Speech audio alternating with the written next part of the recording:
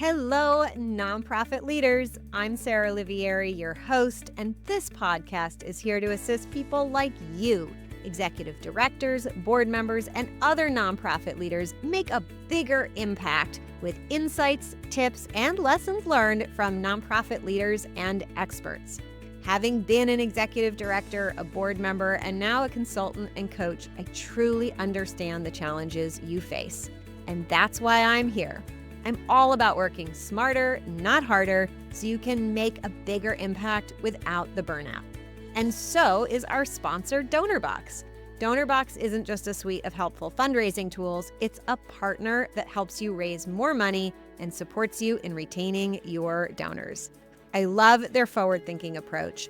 Visit donorbox.org to learn more. And don't forget to sign up for the Inspired Nonprofit Leadership newsletter, where you'll get bite-sized, actionable tips just for nonprofit leaders like you, delivered weekly to your inbox.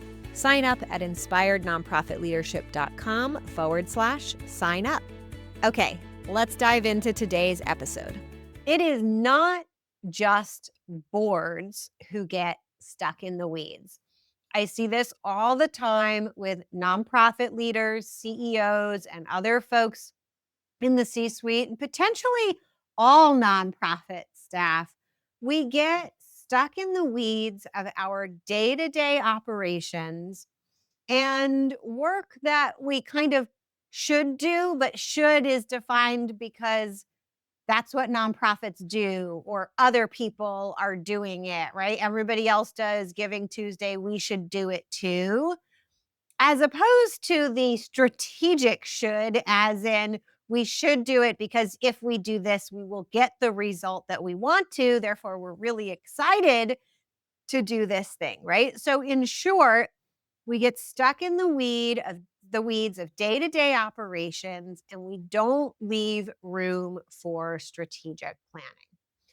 I literally just got off a call with my Thrive clients, and we were talking about the value of spending time on really thinking about strategy, the outcomes that you're trying to achieve with your strategy, right? So, what is a strategy?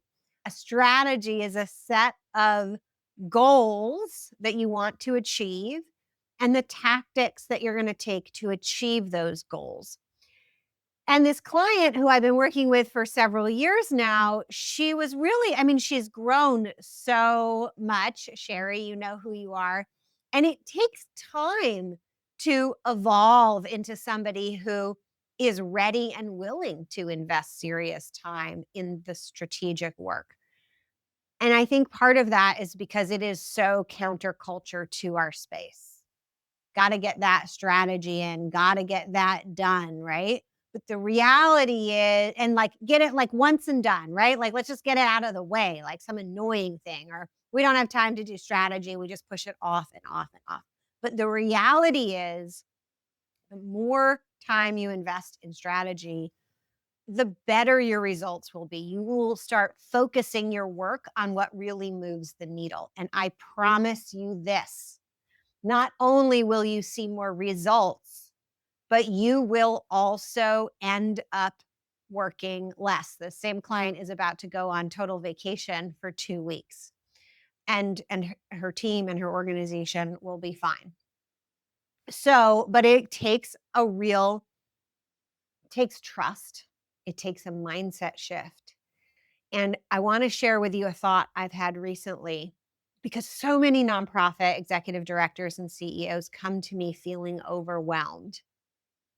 And I have wondered if secretly you are afraid that if you are working fewer hours, that you will be judged as not caring about your mission as much, or that you will be judged, maybe even just by yourself, as somehow not worthy of being the leader of your organization.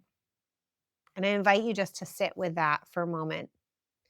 I know for myself, when I started sharing publicly that I was working 3 days a week, And at the moment, I'm not. But honestly, I'm about to go back to working 3 days a week because I got more done in 3 days a week than I am currently working 4 or 5 days a week.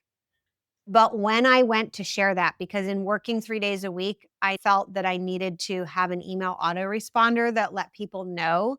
So, like, if they sent me an email, I worked Monday, Tuesday, Wednesday. If they send me an email Wednesday afternoon, I'm not gonna respond until Monday, maybe even Tuesday, and I thought people should know. But in that moment, just before I added that autoresponder, I felt the most intense not the most intense, but I felt really strong emotions that people would judge me as lazy. That's my own internal dialogue, that they would judge me as lazy for only working 3 days a week, right? Only working. The reality was quite the opposite. I did it and I got so many people who responded to my autoresponder. Oh my God, that's amazing. I love that. And the other reality of it was I got more done, more accomplished, right? I didn't necessarily have more on my to-do list. I streamlined my to-do list, but I got more accomplished. I had more better results.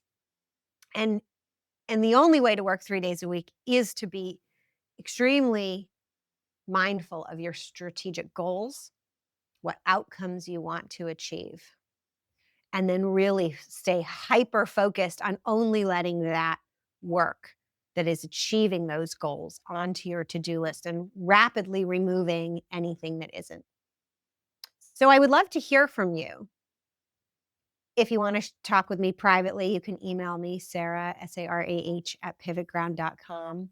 How do you feel? Do you think there's a part of you that is secretly, says I'm overwhelmed and I'd like to work less, but is secretly also resisting, saying, well, I couldn't work 4 days a week. People would judge me. That would look bad. What would that say? Because if you are pedaling against yourself in the other direction, you are not likely to have easy success in making a bigger impact. And it is almost always they go hand in hand, making a bigger impact and working less. They actually go together. You have to almost work less in order to make an impact, is a precursor. You work less and then you make a bigger impact. It is not ever in reality, right? The facts here. You don't ever make a bigger impact and then pull back and work less. You pull back and work less. You do that in a strategic way, meaning you have clear goals and you get hyper focused on what's going to achieve those goals. And then you work less, but only on the things that are getting results. And then you get results. That's all I have for you today. If you'd like to be in the room with my Thrivers, I actually have a few open spots in the Thrive program right now. You can go to pivotground.com/application.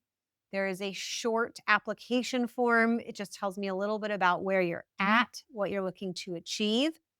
And then you'll have an opportunity to schedule a call with me. I review those applications manually. If for some reason I don't think we're going to be a good fit, I will cancel our call so we don't waste time on that. Otherwise, we'll get on the phone on a Zoom call and we'll talk through your situation and see the best way to help you.